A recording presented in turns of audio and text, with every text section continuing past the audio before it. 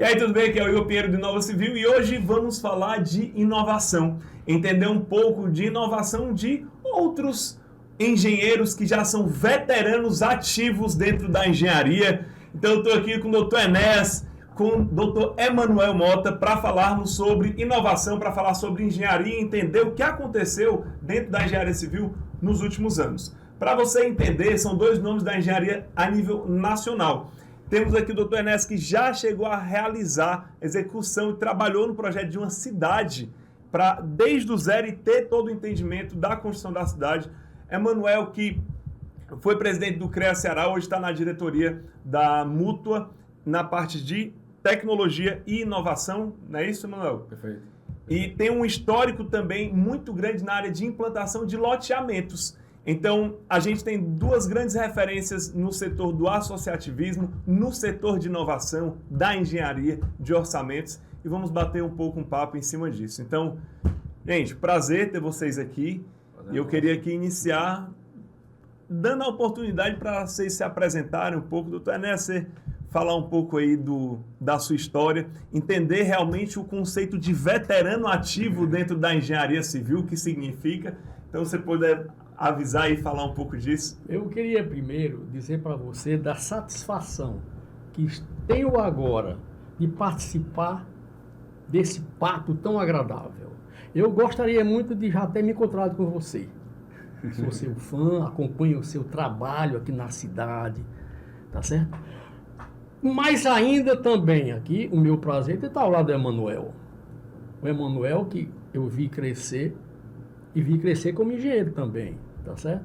Então quero primeiro enaltecer aqui também o Emanuel, pelo trabalho que ele fez na engenharia, pelo trabalho que ele entendeu comigo de que precisava se desenvolver, tá bom? Eu sou, como você disse, já um veterano ativo, tá certo?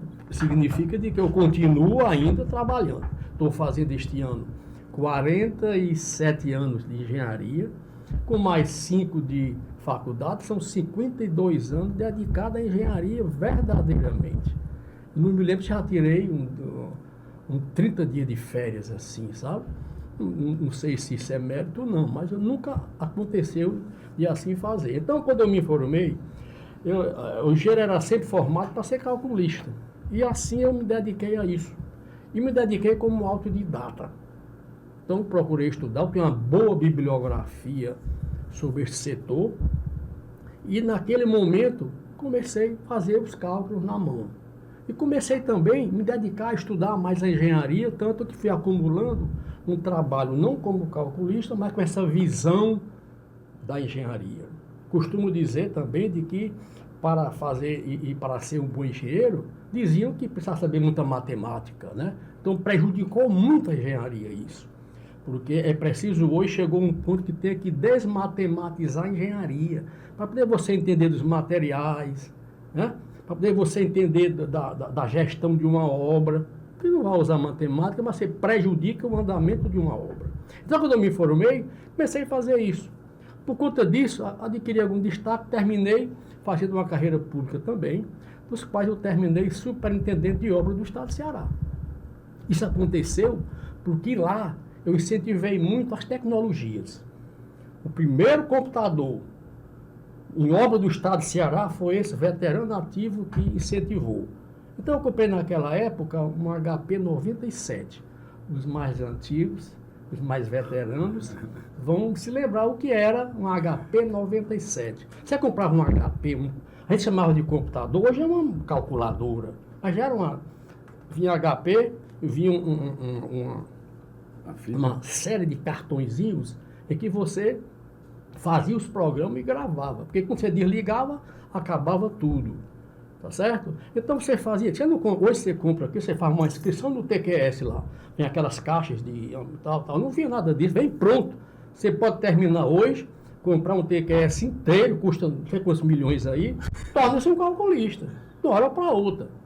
Não vai bem, não vou discutir o mérito dessas coisas, mas tá certo? Acontece isso hoje. Antigamente não, você tinha que estudar e às vezes não cobiçava muito você fazer uma pós-graduação, um mestrado e tal. E tinha estudando, ia fazendo e tinha essa ousadia toda.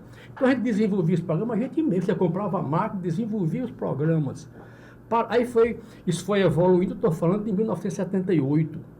Isso foi evoluindo, depois compramos os primeiros computadores, aí surgiu o CP500 e por aí foi, tá certo? Eu gostaria que agora você continuasse essa introdução com o Emanuel e depois eu gostaria de voltar para dar essa continuidade. Com certeza. E é importante aqui, só avisar o pessoal, é muito interessante você ver a mente de inovação independente da idade. Então a gente estava aqui nos bastidores conversando muito de aplicações de inteligência artificial utilizando dentro da engenharia civil e melhorando a produtividade do engenheiro. E aqui o Dr. Enéas estava dando um show muito mais atualizado que qualquer pessoa a gente visualiza aí dentro da engenharia. E Emanuel Mota, prazer ter você novamente aqui no Inova Civil. As últimas entrevistas, os contatos foram um sucesso, todo mundo curte muito sempre quando você vem aqui. E queria saber um pouco da tua trajetória dentro da engenharia, tendo muitos conselhos aqui na parte de inovação e já entrar nesse mundo, já desde pequeno, assim, entender um pouco desse mundo, como é que foi essa trajetória. Pois é, Igor, satisfação estar aqui no teu programa sempre. Eu acho que a gente acabou se conhecendo durante a minha estada no CREA. O CREA ele gera muitas polêmicas, né? Então sempre quando vem para cá a pauta é quente, a pauta vira polêmica e acaba o pessoal gostando, né? A gente esclarece muitas questões. A primeira headline quando a gente colocou era assim: por que o CREA é tão caro? Aí foi um fogo, pessoal. Pois é, e aí a gente começa na verdade, puxando esse assunto CREA, né? A gente acabei chegando no CREA com esse intuito. Por que é caro? Por que o CREA não me ajuda? Por que a multa não faz isso? E aí a coisa acabou acontecendo e a gente chegou aí em 2 gestões do CREA, como presidente aqui do CREA do Estado do Ceará, e agora entrando na multa nacional.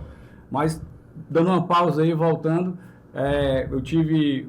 Você viu aí pela introdução que meu pai falou, já identificando que é meu pai, né? Já que meu pai falou, eu fui ensinado muito cedo o que era tecnologia, o que é conviver com tecnologia. Se você parar para imaginar que nos anos 90, eu já tinha um computador, não só eu, mas eu e minhas irmãs, a gente tinha um computador dentro do quarto. Hoje em dia, ainda se fala, ainda se polemiza, né? Deve ter um computador, não deve dar. A gente já tinha na década de 90 essa ferramenta dentro do quarto. Se você me perguntar se alguma vez a gente jogou no computador, até hoje eu não sei te dizer, eu nunca joguei no computador, não sei nem como é que joga, nem jogar eu gosto, certo? Mas por quê? Porque a gente tinha um direcionamento do que fazer com aquela máquina. Às vezes o cara joga porque não tem o que fazer, mas tinha um direcionamento. Tinha AutoCAD lá instalado. Não tinha na década de 90, era meio complicado. Aí o que é que acontecia? Eu comecei a dar manutenção no computador dos amigos do meu pai e dos amigos da minha mãe. Eu aprendi a mexer no computador, a fazer as manutenções do hardware, né, no equipamento. E também foram os primeiros momentos dos vírus de computador. Não tinha antivírus. Aí tinha que instalar. Aí eu aprendi a tirar vírus de computador e tirava e ganhava uma graninha com isso daí. Aí ao longo do tempo eu comecei a ver que, tanto é que quem me conhece daquela época pensava até que eu ia passar por essa carreira da área de tecnologia, mas eu encarei isso como um meio de trabalho e não o fim do meu trabalho. Eu fiz engenharia e trouxe para dentro da engenharia a tecnologia, né? Eu trabalho hoje dentro do foco do escritório. Meu pai trabalha com a parte de recuperação e gestão de obras, né? Recuperação estrutural e gestão de obras, e eu fico com a parte de planejamento, gestão de obras também. E aí a gente, ainda na faculdade, surgiu o Cislide, que era um software de orçamentos. Nós desenvolvemos uma versão comercial desse software que a gente usava no escritório e passamos a vender aí, já foram mais de 5.000 cópias vendidas. Acabamos dando uma parada nisso devido a outras aventuras que a engenharia nos proporcionou. A gente passamos a trabalhar com empreendedorismo na engenharia, fazendo loteamento, fazendo usina solar, fazendo outras coisas, né? E aí agora a gente está voltando com a Ingecal, né, uma nova roupagem da Light Data que existia na época dos meus primeiros anos de faculdade, e trazendo essa tecnologia agora de forma mais palpável, usando o que tem de melhor de tecnologia hoje, robótica, inteligência artificial, como aplicar isso, enfim, a gente está trabalhando nisso. Maravilha. E aí, voltando agora para o ramo classista, né, a gente fez uma grande gestão aqui no CREA, tanto é que você me trouxe aqui no teu podcast logo no começo da gestão, então viramos rotineiro aqui, né? Quando isso acontece é porque foi positivo, a coisa aconteceu, a gente vê de fato que a gente colocou o CREA em nova posição. O CREA aqui do estado do Ceará, ele passava por um momento de crise, a gente vinha numa gestão que teve greve de servidores, que teve que não conseguiu nem pagar a folha de pagamento, a gente deu uma reviravolta dentro do CREA, gerenciando, fazendo uma gestão de negócio, né? Levando uma gestão corporativa para o CREA, implementando uma série de procedimentos que tornou o CREA uma liderança, inclusive, nacional. Hoje o CREA Ceará é referência para muitos estados. Demais. Tá? Você deve viajar e você deve verificar isso.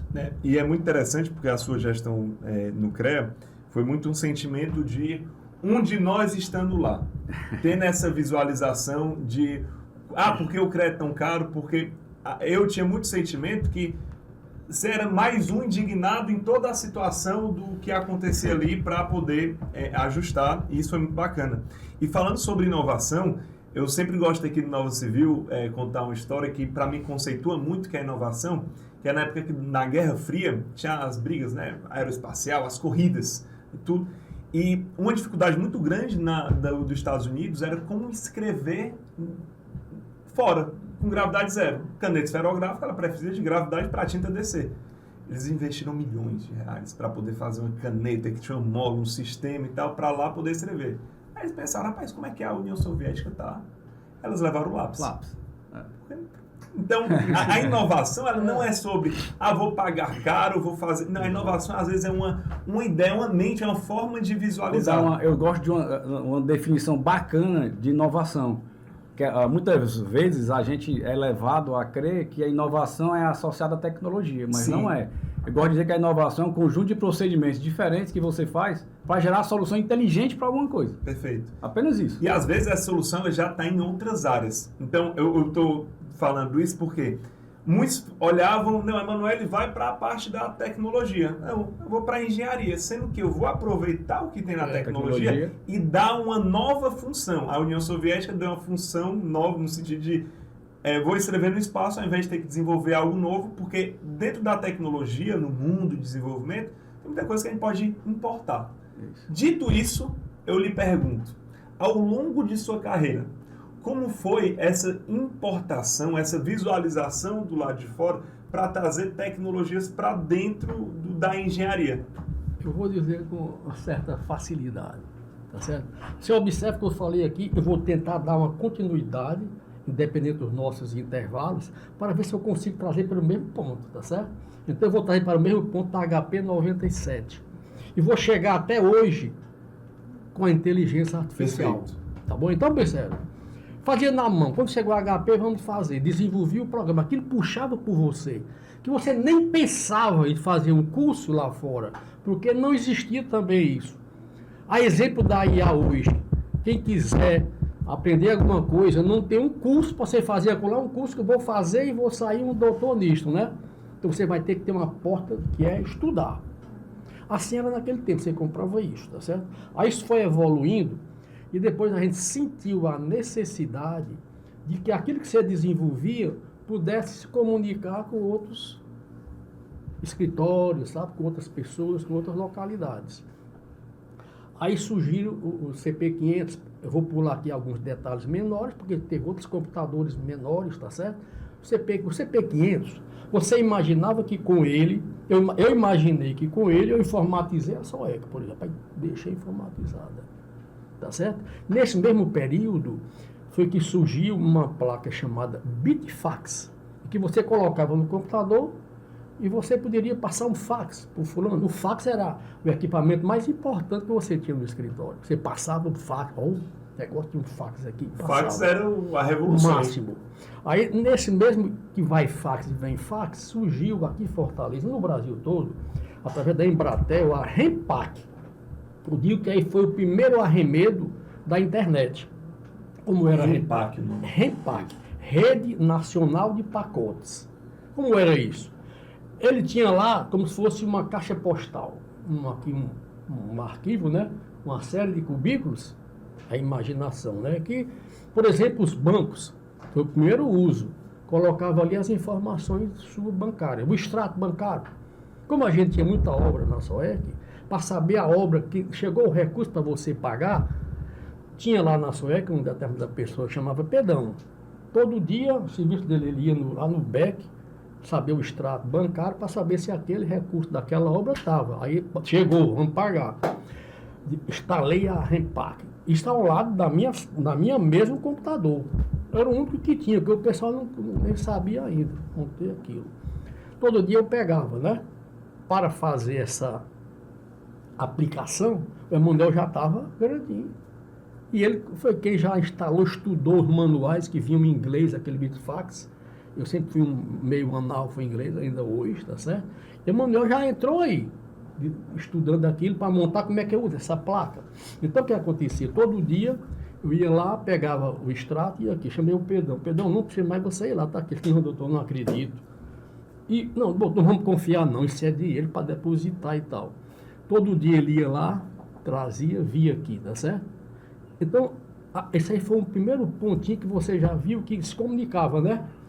Tá certo? Você trouxe, e é interessante, o pessoal muitas vezes fala assim, mas na época era óbvio que o computador era o próximo passo, da mesma forma que é óbvio que agora é a inteligência artificial. Por que o pessoal não está muitas vezes indo atrás de fazer e antecipar isso? Olhar para trás é muito fácil. Fazer a engenharia reversa para dizer que você era o único que estava ali com o computador, é muito fácil falar muito hoje. Fácil. Mas só que você, de fato, colocar lá na sua mesa, aquilo, comprar a ideia e aplicar, é outra coisa. É outra coisa. Aí o que acontece? Isso foi ficando banalizado, tá certo? Aquele gente já fazia aquilo. Aí, de repente, chegou nessa época as planilhas, por exemplo. As planilhas ajudavam muito, como ainda hoje, né? Você pega hoje o Excel, é a melhor planilha do mundo. Então, surgiu, uma planilha chamada VisiCalc. A gente já fazia muita coisa, né? Fazia um cálculo na estrutura. Fazia. Pegava aquelas fórmulas e colocava. Aí saiu o ProCalc, Lotus, QPro, cada uma você imaginava que era a melhor coisa do mundo. Aí chegou o Excel. O Excel, meu amigo, o Excel, você tem ideia quantas linhas tem o Excel? Você botar aqui, uma linha, 2 linhas, 3 linhas, no fim da tabela? Você teria ideia de dizer quantas linhas? Tinha 500 linhas, acho que tem 1000 linhas. Mais ou menos de 1000. Hoje? Hoje. Mais. Tem 1.500.000 linhas. Tem fim? Dá para chegar no fim? O Excel aqui, se você botar Ctrl+N, seta para baixo, né? Ctrl+N para baixo, dá 1.500.000 linhas. Então, por aí foi. Aí surgiu a internet. Quando a internet surgiu, eu costumo conversar assim com o Emanuel sobre isso. Será se esse passo para chegar na internet, comparando com a inteligência artificial, para chegar na inteligência agora, qual foi o passo maior, o degrau? Foi a internet ou foi a inteligência? Quando chegou a internet, a gente já se comunicava, já mandava o arquivo, você ligava aqui e mandava o arquivo. Agilizou os processos. Ele agilizou muita coisa. A internet agilizou. Aqui, para você ter esse computador aqui, se conectando com a sua base, não sei o que, tinha um cabo que ia daqui, ligava para o outro, tudo ligado. Pois não precisa, você entrou aqui, o bicho tá Wi-Fi, né? Então, não teve muito choque, a gente já mandava, aí mandou mais rápido. Então, até que a pessoa confunde hoje, dizendo com a IA, Manuel, que a internet se desenvolveu tanto que está aí a inteligência artificial. Não tem nada a ver inteligência artificial com a internet. A inteligência artificial poderia existir, não sei se eu vou dizer absurdo, sem a internet. Não tem nada a ver, né? Ela apenas vai usar essa rede mundial e vai o conceito de inteligência artificial não é referente à internet, nada a ver com meio, internet. A tecnologia. As redes, a internet são as redes. Acessar a inteligência artificial. Aí por isso que vem aqui, internet 1G, né? 1G, 2G, 3G, 4G, 5G, vai melhorando as vias, né? Tem umas vias que era aqui, uma rua na terra, passou para Pedra Tosca e chegou no asfaltão. Então, o 5G é esse asfalto, beleza, né? Aí chegou a IA, não vamos nem falar nos detalhes, porque a nossa conversa fica muito longa. Então chegou a IA. A IA é um mundo de coisas. É inimaginável o que podia fazer há um ano atrás, não era assim? Você não pode. Você tem um programa hoje, uma sala de TI, para desenvolver aqueles programas. Meu amigo, se o cara não se enquadrar, vai para fora, faz outra coisa. E o próprio programador. Então, aí que você pode fazer, faça a pergunta sobre a IA. Aplicações. Pronto, aplicações inesgotáveis. Quer ver uma coisa? Você pode, para um engenheiro, que trabalha em obras, tá certo? Você pode pegar, por exemplo, no engenheiro da patologia de estruturas, que é um grande mercado que tem em Fortaleza, porque as edificações de Fortaleza tem hoje em torno dos seus 40 e poucos anos. Antigamente era uma residência, isso aqui não existia. Por acaso, a minha namorada, hoje Isabelzinha, morava nessa rua, aqui era de terra. Morava na Miguel Dias 400. Vem aqui. Era de terra. Então, o que é que acontece? Isso evoluiu a um ponto, a IA, que permite você pegar uma foto de um pilar todo estragado, tá certo? Armadura exposta, como que seja. Você sobe com essa foto, por exemplo, e você faz uma provocação na internet, na IA, e ela vai sair um relatório completo, que você pode até entregar, tá certo? Esse mecanismo de disparar é que chamam de prompt. Então, é meu currículo, eu boto agora engenheiro civil de prompt. Eu estou estudando o assunto. Só complementar, que você colocou muito bem aqui a questão da internet e da IA, né? Na verdade, a inteligência artificial hoje ela é processada por supercomputadores, né? Com alta capacidade de processamento, computador quântico, o pessoal coloca vários níveis de processamento para gerar o que é chamado de inteligência artificial. Só que a gente teria que ter esse computador do nosso lado para poder ter acesso às informações. Com a internet, não. Ele está lá, num data center, e você acessa essas informações remotamente. Ele acabou sendo um meio de transporte aí para essa informação, né? Você podia, Manuel, não sei se o exemplo vai valer, você pode contrapor. Você poderia comprar um módulo, para as plataformas, eu quero comprar um módulo da inteligência artificial do GPT. Não gostei, vou comprar agora do... Mas hoje já funciona assim, né? Eu digo, funciona assim, né? Assim. Eu digo, mas sem a internet. Sem a internet você teria que ter... Não daria para comprar, porque tem que ter processamento. Tem que ter um supercomputador do lado de cá para poder processar a informação. Modo no sentido de uma forma idealizada, né? Se eu pudesse ter um modo de um computador e tal, era o seguinte, você ia pesquisar, você não tinha esses elementos todos. Você comprava a Barça. A enciclopédia Barça. O profissional que não tivesse essa Barça, você ia pesquisar. Pronto, aí o cara, você vai comprar um supercomputador para processar aquelas informações. Você tinha Tesouro da Juventude. E aí você tinha que ter para pesquisar. E outra coisa, Barça, João?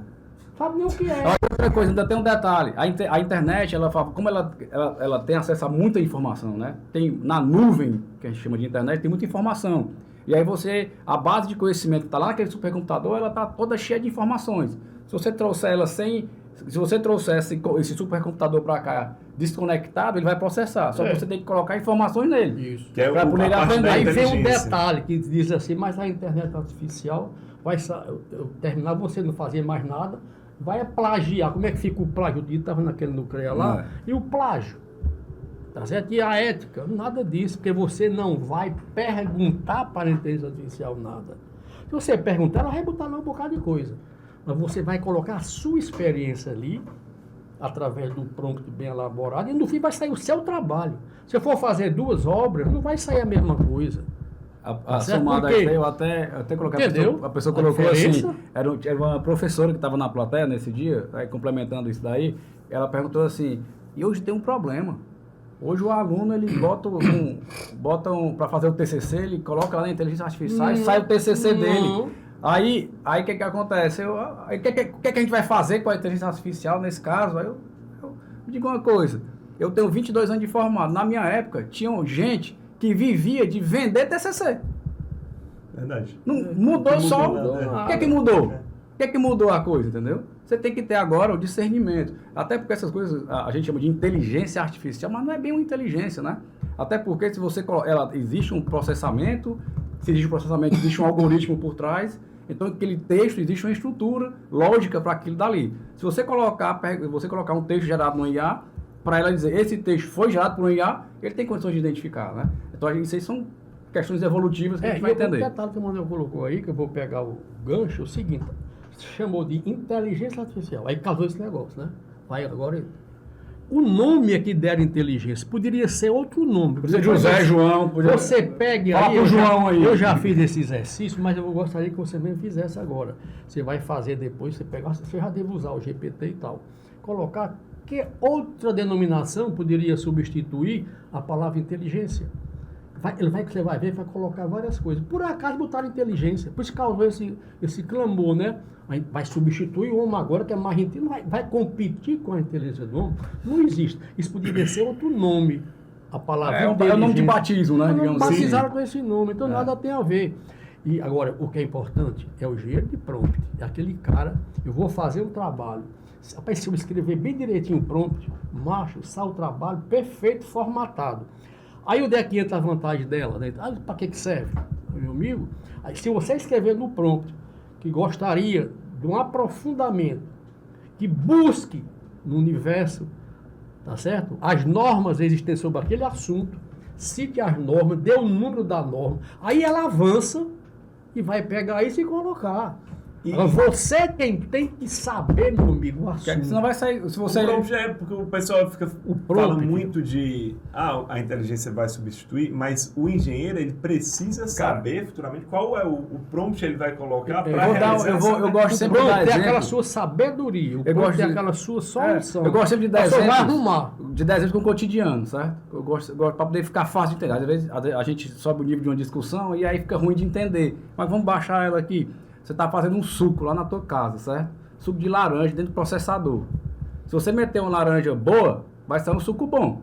Agora, meter uma laranja com um pouquinho estragada, azeda o suco todo. É a mesma coisa. A inteligência artificial ela vai juntar todo aquele conhecimento da internet ou não, que você pode ter a sua base de conhecimento específico. Eu já te mostrei aqui nos bastidores. Você pode criar uma base de conhecimento restrita a uma obra, por exemplo, devido à geração de relatórios, enfim. Você alimenta essa base de conhecimento específico e pergunta coisas para ela nem busca na internet. Ela fica restrita ali àquele ambiente. Então, a gente tem que ter cuidado com isso, porque a internet existe uma série de informações que são duvidosas, ou inverídicas, ou fake news aí, como está na moda o termo. Quer ver outra coisa? Se você tiver dúvida do seu prompt, você já domina aquele assunto. Eu não entendo você, engenheiro, querer fazer um trabalho de medicina, tal arquiteto. Não, você tem que dominar aquele seu assunto. Você não vai fazer para você. Então você sabe as respostas, né? Você vai como expert. Então você faz um prompt bacana, mas se você quiser um trabalho mais eficiente, que não fique mexendo, pega aquele seu prompt e peça a sugestão de um novo prompt. Ela faz o prompt. A própria IA vai reconstruir o seu prompt e vai sair aquele bacana, completinho, que sai lá embaixo. Eu já fiz até uns testes também, que se você pegar, escreva um prompt, certo? E use no GPT. Daqui a uma semana, você pega esse mesmo prompt e usa de novo. Outra coisa. É outra coisa. Nada a ver. Não existe plágio nem para o que você faz. Ou teve um acontecimento, ela pesquisou uma coisa diferente, ele entendeu melhor, porque quando ele fez a primeira vez, ele já processou a informação, ele entendeu melhor aquele assunto. E tem uma série de questões envolvidas nisso. E unindo esse raciocínio de inteligência artificial com o trabalho hoje da Engecol, como é que... Engecol ou Engecol? Engecol. Como é que eu posso... É porque como tem o CA, é Engecol, né? Fala, como se pode unir no serviço prestado a Engecol com inteligência artificial com as inovações? Eu vou abrir aqui o manual complemento, que dá bem certinho. Porque nós trabalhamos em setores diferentes, tá certo? Algumas coisas eu faço, algumas coisas o Manuel faz e algumas coisas fazemos em conjunto. Então eu vou dizer aqui a Engecol, né? Ela surgiu com essa ideia de você ter uma livre iniciativa. Eu sempre considerei, embora tenha trabalhado um pouquinho tempo no serviço público, eu sempre considerei o serviço público como um bom cliente. A pessoa tem uma batendo no serviço público, é um bom cliente. Tão bom que quando eu resolvi me afastar dele, ele ainda ficou me pagando uma coisinha por mês. Muito bom. Eu fui pegar outros clientes. Tá certo? Então, foi assim que nasceu a Engecol, como uma salvaguarda, que também não pode confiar muito nele, esse bicho é perigoso no serviço público. Então, eu tinha a Engecol como uma salvaguarda. E ali eu sempre tentei otimizar, né, o trabalho da Engecol, já desenvolvia laudos naquela época, só que ainda era, vamos dizer assim, você visitava e datilografava, ainda tem esse detalhe, né? Tanto o Emanuel fez curso de datilografia. Ele fez curso de datilografia. Todo mundo em casa fez curso de datilografia. nós digitamos muito bem assim, sabe? Porque a gente fez muita datilografia. Então, isso foi obrigando por essa cabeça assim de inovar, de fazer essa coisa diferente. Tanto é, ninguém nunca se amarrou naquela tecnologia. Muita coisa a gente criou, deixou de lado. Nós tivemos um dos primeiros provedores de internet do Ceará por um simples fato. Sempre achamos muito complexo esse negócio de fazer uma RT, o registro das obras no CREA. Aí o Emanuel já foi quem desenvolveu sozinho isso, eu dei a ideia, ele já estava na faculdade, já dono do pescoço, né? Eu sei fazer. Aí desenvolvemos aquilo. Mas na hora de chegar no CREA, sem contar tudo, não confiavam nas informações. Rapaz, eu tinha que ter um provedor. Provedor de quem é que tem? Rapaz, Manuel, vamos botar um provedor. E colocamos um provedor de internet, chamava-se Visidata. Aquilo para a gente ficou banal. Vamos vender e fazer outra coisa. Aí nós fomos sempre assim, tanto é que a gente sempre dizia, quando o negócio apertava assim, que dava muita bronca com o cliente, rapaz, não abandonar isso, vamos fazer outra coisa. Tanto é que nós sabemos fazer isso, vamos voltar coisa Tanto também. É que a gente gosta de dizer, às vezes perguntam, dizem que a gente vê que a gente tem negócio, né? Vê que tem empresa e tal, dizem empresário. Não, não sou empresário. Sou profissional autônomo. Porque aí a gente começa a misturar, tanto é que eu não digo nem que eu sei usar inteligência artificial. Eu digo que eu sou um bom usuário de tecnologias emergentes. Em cada tempo teve a sua tecnologia emergente. Lá no início dos anos 2000, a tecnologia emergente era a internet. É onde a gente chegou, colocou o provedor de internet, desenvolveu um site lá para o CREA poder, para o profissional poder fazer RT eletrônica. Sem contar muito detalhe da história para não compridar, né? Mas aí a gente é bom usuário de tecnologia emergente. Lá no escritório, a gente trabalha com, hoje mesmo a gente está saindo daqui, a gente vai lá num determinado cliente, numa obra, onde a gente vai usar diversas tecnologias emergentes naquele cliente. Não só a IA. A IA é uma delas. A gente vai usar a FOSS 360 para poder fazer registros da obra ao longo do tempo. Vai fazer ainda vídeos em 360 para dar uma sensação de realidade imersiva, né, para o cliente. Ele pode usar um óculos VR e se sentir dentro daquela obra no determinado momento que foi gravado. Tá? A gente vai colocar, tudo isso fica compilado no site. Vai ter lá no site um agente GPT com informações da obra, que ele pode perguntar lá quando começou a obra, quanto é que eu paguei esse mês, quantos funcionários tem na obra e por aí vai, certo? A gente começa a colocar as tecnologias emergentes a serviço da engenharia. Imagina só que o cliente ele podia me ligar, Manuel, tem quantos funcionários na obra? Ele vai lá, entra no site e pergunta, tem quantos funcionários na obra? E aí simplesmente o site vai respondendo, a IA vai respondendo, vai tendo a história das imagens, enfim. Isso é muito importante para o cliente, porque eu estava até falando aqui nos bastidores, que tem construtora que entrega para o cliente final, que muitas vezes é um dentista que está fazendo na sua casa, isso, ali no condomínio, um gráfico gigante e uma planilha orçamentária. O cara não sabe ler. Não quer. Ele quer conversar com alguém. Às vezes ele quer conversar, 7 da noite, ele está no jantar, um amigo pergunta, rapaz, e até agora quanto é que foi? Ele pega, então, um acesso à conversa do robô referente à obra, tira todas as dúvidas, porque vocês abastecem com todas as informações. Então, aí a gente mudou, Igor, só já te interrompo sem querer interromper, né? a gente já alimenta isso rotineiramente e passa a ser lugar comum. A gente muda a rotina do escritório. Antes, o cara ir lá na obra, o engenheiro na obra, fazer uma vistoria para emitir a medição. Não. Agora a gente vai rotineiramente na obra. De quantos dias? Não interessa, é rotineiro. Você vai num dia, aí você vê que vai executar aqui daqui que se preencha isso aqui de forma, né, da laje, não vai ter muita modificação. Então, daqui a 2, 3 dias eu venho aqui, não preciso vir amanhã. E aí, quando chega no escritório, a gente já vai alimentando a base de conhecimento para ela poder estar quente, né? Vou dizer uma coisa para você. Eu vi um livro bem ali, afasta ali aquele amarelinho de trás. Esse aqui? Sim, esse aí, livro aí, ó. Poder do Hábito, tá certo? Me lembrei que eu tenho esse livro, tá certo? Então é o seguinte, foi sempre evoluindo, sempre fazendo uma coisa diferente, sabe? Sempre evoluindo. Uma vez eu estava em São Paulo e vou circular aqui nessas livrarias, tinha uma livraria que tinha esses assuntos lá, ali na Santa Ifigênia, que tinha também, era um local que vendia todas essas parafernálias de coisa. Eu vi um livro lá, Como Montar um Escritório de Alta Tecnologia, certo?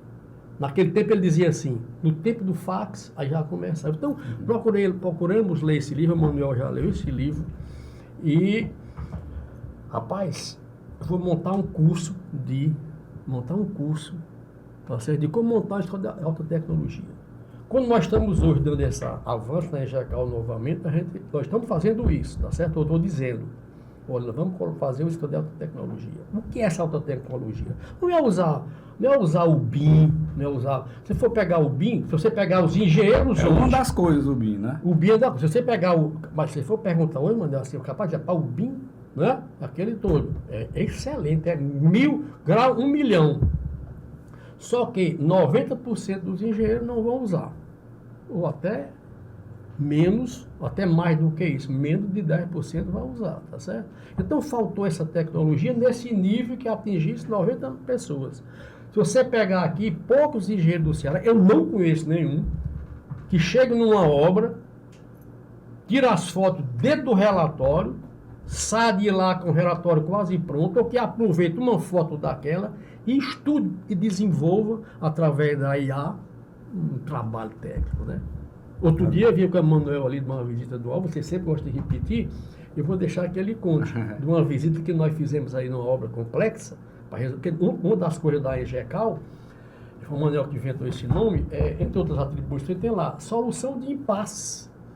Quantas pessoas não têm um impasse, né, numa obra, e procuram a justiça, não sei o quê, nós temos uma expertise disso, sabe? Você pega tudo aquilo e vamos fazer assim, tá certo?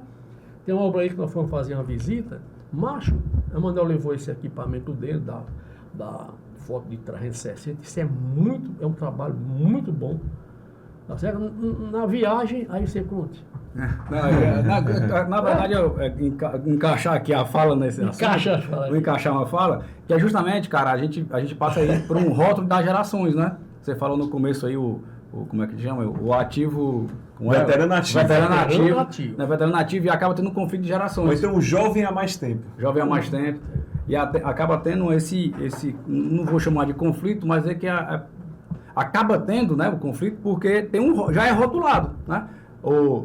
Geração Y, geração X, geração, né, Z, Alpha, tal. Aí tem, se você pegar aí, papai é da geração Baby Boomer, né? Opa. Que é onde começou a coisa. Aí, só que o grande lance qual que é? É a gente entender como utilizar a tecnologia no seu dia a dia de forma mais coerente, de forma mais precisa. E aí você deixa de ter esse rótulo de geração e passa a ter um outro nome, né? Que é a geração Flux, onde você acaba nascendo numa geração e acaba fluindo por todas essas gerações que estão passando. E aí a gente pegou, né, especificamente nesse assunto, o que aconteceu? A gente foi uma obra ali em Fortim, um problema que um estrangeiro estava fazendo investimento aqui, acabou tendo um problema com a construtora, e até interessante que o cara falava um inglês e um português muito ruim, e aí é do mesmo que eu falo um português com um inglês muito ruim. E aí o que aconteceu? Quando eu vi assim a obra estava pela metade, sei lá, e quando a gente via, assim, visualmente, você nem entrar na obra, e ele estava com o contrato todo pago, né? E a gente perguntava para ele, mas meu amigo, como é que você pagou isso, você vendo que a obra não estava andando? Ele disse que ele já tinha dito que vinha aqui todo mês, né? Passava 5 dias aqui todos os meses, desde alguns meses atrás. Aí ele disse, não, mas é um contrato. Eu assinei o contrato. Ou seja, nem passa pela cabeça dele não cumprir um contrato. Entendeu? E aí a gente criou... A gente fez né? Foi o que eu disse, rapaz, aqui no Brasil tem um negócio chamado, né? Enfim, você vai cortar aí, né? A gente edita depois. E aí ele acabou caminhando nesse sentido. E aí o que a gente fez? A gente fez um levantamento de imagens, a gente passou nos ambientes, gravava um áudio, escrevia um textinho sobre o que estava acontecendo em cada ambiente, o que a gente estava vendo, né? Tinha ambiente que estava sem revestimento, outro que estava sem um forro, outro estava pintado já. Fomos descrevendo tudo isso. Voltei dirigindo. Aí o papai voltou de copiloto e começou a processar essas informações no tablet, né? Pegou o áudio, bota na IA, manda fazer isso, faz um prompt daquilo, não sei o que, pega a foto, parará. Isso em 2 horas, de Fortim para cá, sabe onde é que é Fortim? Aí, quando chegou aqui, tinha uma prévia, vou dizer que é uma prévia do relatório, quase pronto. A gente mandou pro advogado que estava envolvido na causa, ele, sim, mas vocês já entregaram isso, já estão fazendo, vocês foram sair de lá agora. Não, é só uma prévia, não é porque a gente já tinha feito. Aí você começa a patinar, porque pode, às vezes, até tem que ter o cuidado de desvalorizar o seu trabalho, né? E aí a gente usou isso, colocamos naquela plataforma que eu te passei aqui, entregamos para o cliente, E aí o cliente vai e pergunta o que quiser. Até em inglês, francês, na verdade ele é francês, belga, quer dizer, ele fala francês de nativo, ele pergunta em francês na mesma base. Perfeito. Porque já está lá, a inteligência vai entender que ele perguntou em francês, já vai traduzir, e aí ficou muito mais fluido o contato, foi muito bacana essa entrega, sabe? Foi um negócio bem diferente. Agora eu vou dizer para você, a pessoa sempre comete etarismo, sabe? Comigo. E a pessoa chega e diz assim... Traumatizado. Não é traumatizado não. Eu vou dar como você é uma pessoa de palavra fácil, tá certo? Você é uma palavra fácil e que convive, né? Fazendo esses podcasts, eu não participo muito, que eu não sou muito adepto da palestra. Sou adepto do workshop. Uma oficina de trabalho. Vamos montar aqui uma oficina de trabalho e vou até fazer uma na próxima semana, eu acho que é dia 18, na Uni Ateneu, com a turma que está saindo da engenharia, vamos fazer uma palestra, não vai construir para mim. Então, eu acho, sabe, que as colocações não deveriam ser mais assim, a geração tal e a geração tal. Porque não tem as tecnologias tais, elas foram evoluindo, você vai desprezar aquelas, não. Eu andei orientando a mudança do idoso para o veterano ativo, para daqui a pouco não se falar mais nisso. Porque vai chegar um ponto já que só a juventude não toca esse barco, tá certo? Vai chegar um ponto já que não toca. Porque é tão rápido isso que vão precisar de uma experiênciazinha a mais para encaixar. Não, e teve também, pai, tem aquela história... Tem um paradoxozinho aí do meio do caminho, né? Digamos assim, um paradoxo do meio do caminho, que ele chega e diz o seguinte... no caso, eu nasci analógico, nem se fala meu pai, né? Eu nasci analógico, passei por acompanhei todo o desenvolvimento do computador, sem a internet, com a internet, o telefone de celular que só ligava, depois o telefone que até ligava, né? E aí a gente passou por tudo isso. E aí tem a geração que já nasceu digital. Se você pegar aí o engenheiro que está se formando ano passado, talvez de 2022 para cá, ele já nasceu na era digital. E às vezes acaba confundindo. Não, cara, você já nasceu na era da internet, você não sabe fazer tal coisa. Você fica admirado porque o cara não sabe usar uma planilha, mas não sabe usar um recurso tecnológico mais atualizado, mas é porque ele não estudou para aquilo. Ele não foi treinado para aquilo. A faculdade, ela precisa você aqui fazer um suporte à universidade, né? Você tem aqui vários treinamentos de software dos mais diversos, que é um suporte ao que ele vê na faculdade, porque na faculdade não é suficiente para ele. Então a gente tem que passar aí por essa mudança de geração. E os rótulos acabam acontecendo por causa disso, né? Os rótulos acontecem outro dia, sabe? Porque eu gosto de estudar, sabe? Eu digo para você, eu não tenho saco mais, e nunca tive, de fazer um curso aqui de 6 meses, não faço. Mas eu tenho um saco de comprar um livro e virar à noite, amanhã eu fazer alguma coisa. Eu sei que, nesse universo de saber uma besteira, uma professora universitária me ligou outro dia e disse assim, eu não posso dizer o nome dela, que é uma pessoa conhecida, né? Ela foi e disse, olha, eu liguei para o senhor, porque eu mandei, uma pessoa me procurou para fazer determinado problema, e eu não estava na minha área, eu disse que ele procurasse o senhor. Preveni logo a ele, de que o senhor é um senhorzinho, mas o senhor vai resolver isso. Olha, ela não disse isso com maldade, foi zero maldade. Ela disse até com carinho. Carinho. Mas eu acho que vamos chegar a um ponto. Nem todo mundo concorda com esse negócio. Então é preciso chegar a um ponto, já, que isso vai acabar. Eu quero chegar nesse negócio, sabe? Que o conflito existe nas tecnologias, tá certo? E é tão rápido que isto cresce, que duvido, o cara que entra na inteligência artificial hoje, caiu nela. Se ele não tiver esperançazinha do passado, ele vai fazer zero com ela. Ele vai fazer fake news, tá certo? Ele vai tirar a fotinha do camarada falando aqui, pegar a foto e vai virar um vídeo. Ele vai fazer isso, tá entendendo? Então é preciso, às vezes, esses cuidados. Eu vou repetir. Já, quem não tiver uma experiência dos cabelos brancos, não vai utilizar muito bem a tecnologia. Doutor Manuel, então, para a gente encerrar aqui o papo, qual é o recado final que você dá para muitos veteranos ativos que estão na engenharia, mas que possuem um medo de poder ir para o próximo passo, no sentido da tecnologia? Porque como não nasceu na época da tecnologia, às vezes ele visualiza aquilo como algo muito distante e acaba ele mesmo se distanciando do mercado. Qual recado você Eu pode vou dar? dizer para você, esta dúvida, esse medo sempre existiu. Mesmo na minha época, né? Minha época, quando eu sempre comecei logo, o outro ao lado já não mexia. Esse mesmo medo existe hoje.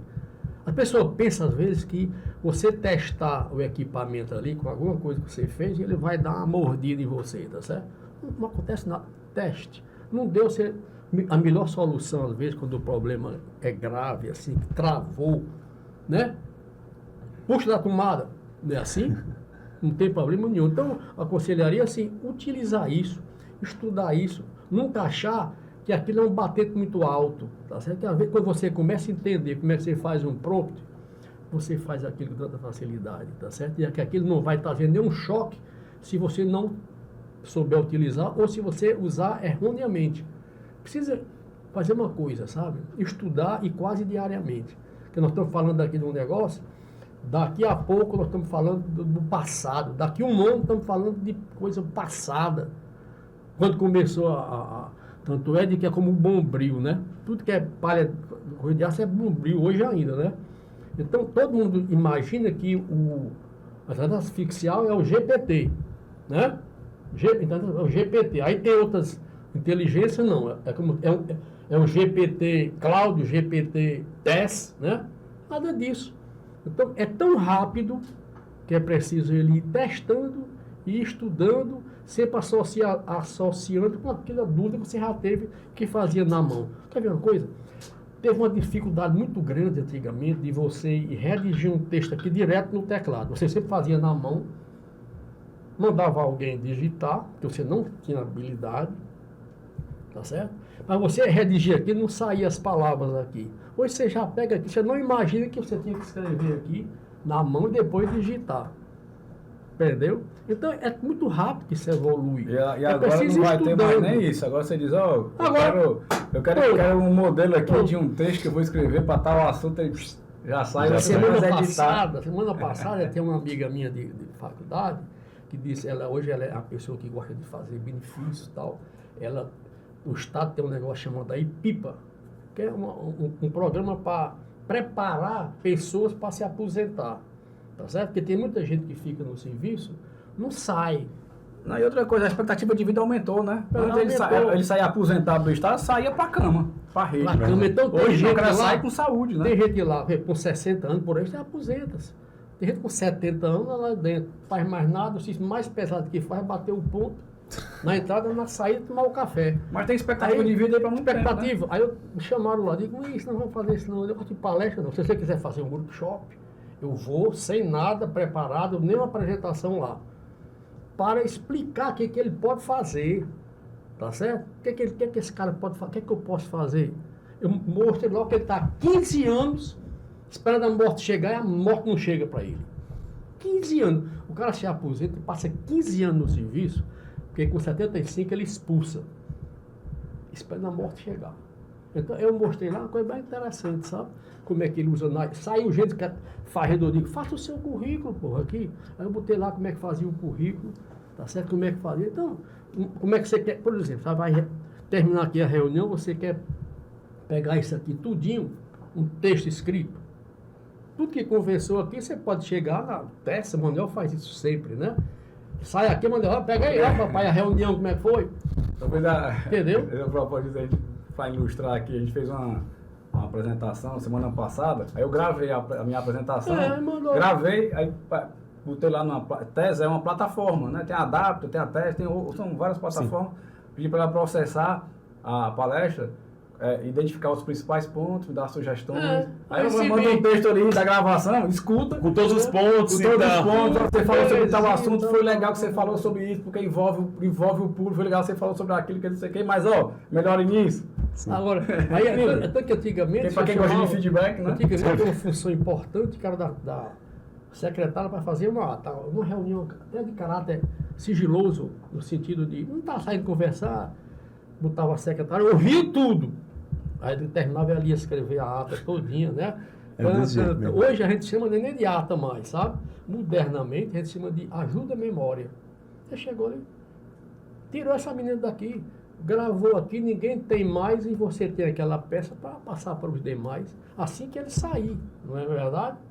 Então é muita coisa que, vou dizer, precisa dos cabelos brancos. Rapaz, um prazer inenarrável. Eu não sei se era isso que poder tê-los aqui. Eu não sei se era isso que você queria ouvir, né? E por isso que eu digo, eu vou participar um pouquinho, vou sair. Saiba que eu gostaria que você realmente conversasse mais com o Emanuel pelo aprendizado que ele adquiriu nesse tempo, tá certo? Eu sempre digo assim, Emanuel, porque o CREA aí foi uma coisa honorífica, mas eu sempre gostei de entender, rapaz, não é honorífico. O aprendizado, você está pagando caro, o fato de não estar ganhando, está pagando para sair com pós-graduação que poucos têm. Essa experiência todinha, né?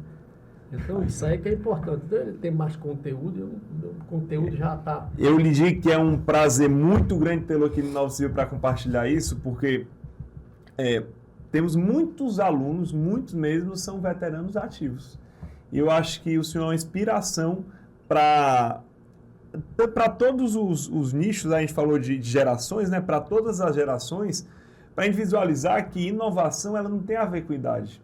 Inovação tem a ver com forma de pensar, com você ter o sentimento sempre de resolver impasses a partir de tecnologias emergentes.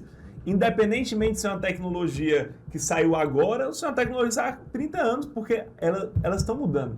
Então a gente tem que ver o que está acontecendo no mundo para trazer. E essa forma, digamos assim, insaciável de buscar solução de problemas é o que define a engenharia. O que é um engenheiro, se não um solucionador de problemas? É por isso que eu gosto de dizer, a vez discordam, vamos retirar a matemática da engenharia. Eu vou dizer uma coisa para você, para encerrar. Quem você mandar a pessoa calcular um prédio, o melhor calculista ou o mais recente? 150 quilos por metro quadrado para você calcular uma laje. Tá? Esse prédio aqui, 150 quilos. Mas 150 é muito frio, né? A matemática é fria. Aí acontece um problema, você quer, por exemplo, fazer um serviço aqui, precisa escorar o prédio, você precisa saber a carga que está ali, né? Meu amigo, 150 metros quadrados, quilos por metro quadrado, significa, vamos transformar em gente, 2 pessoas, combina? Se você tiver um apartamento de 100... Foi um pouco mais. Foi você, né? Foi você. E aí eu também já estou mais ou menos gordinho. Aí o que acontece? 100... Digamos que seja 2, a média para elevador. Não, tudo bem. Para elevador. Tá ótimo. Sem polemizar, né? Sem polemizar. Tá certo? Então, é 150 quilos por metro quadrado. Bota 2 pessoas. Um apartamento de 100 metros quadrados, se é 2 por metro quadrado, você vai ter quantos dentro do apartamento para calcular? 200 pessoas. Então, qualquer apartamento que você vê aqui na cidade, ele é calculado para suportar, se for 100 metros quadrados, 200 pessoas dentro dele. Vezes 10 andares, 2.000. O que é conversa? Tem? Não tem. É por isso que os prédios não caem. Você vê, tem edifícios aí, mas não tem mais ferro no pilar, sabe? Desgaste. O povo se acostuma com aquelas feridas, né? Mas não cai por isso, porque o saldo de segurança é muito grande, né? A Nossa Senhora do Concreto. A Nossa Senhora do Concreto, porque o saldo é muito grande. Imagina você calcular um prédio, quer dizer, fosse tudo calculado bonzinho, às vezes eram mais baratas, mas a norma, com o medo dos profissionais não fazerem corretamente e tal, e não vamos discutir isso, bota logo a norma, bota lá em cima, para poder ter essa segurança. Tanto é que quando você bota aqui, se tiver difícil, para calcular a fundação, não é só somar as cargas tudo não, senão dá um negócio desse tamanhozão.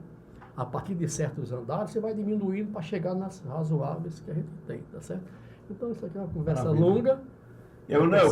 Quero continuar aqui nosso papo para a gente poder falar sobre algumas inovações, que inclusive em breve a gente vai soltar outro vídeo falando do cachorro robô, e a gente vai trazer um pouco mais em cima dessas informações. Isso aí é uma coisa muito importante. Eu vou precisar me ausentar por outro. Não, sem problemas. Vamos continuar aqui. Eu sempre teria muita vontade não de conhecê-lo, que eu já conheci você, mas de conversar com você, que é uma pessoa, de referência na cidade. Saiba disso, que muita gente admira o trabalho que você realiza pela engenharia. E se você curtiu esse papo, clique em gostei, se inscreve no canal, que É realmente um prazer muito grande trazer gente que está ali na aplicação de inovação dentro da engenharia para poder compartilhar conhecimentos e experiências com vocês. Então, é isso. Comenta o que você achou e até mais.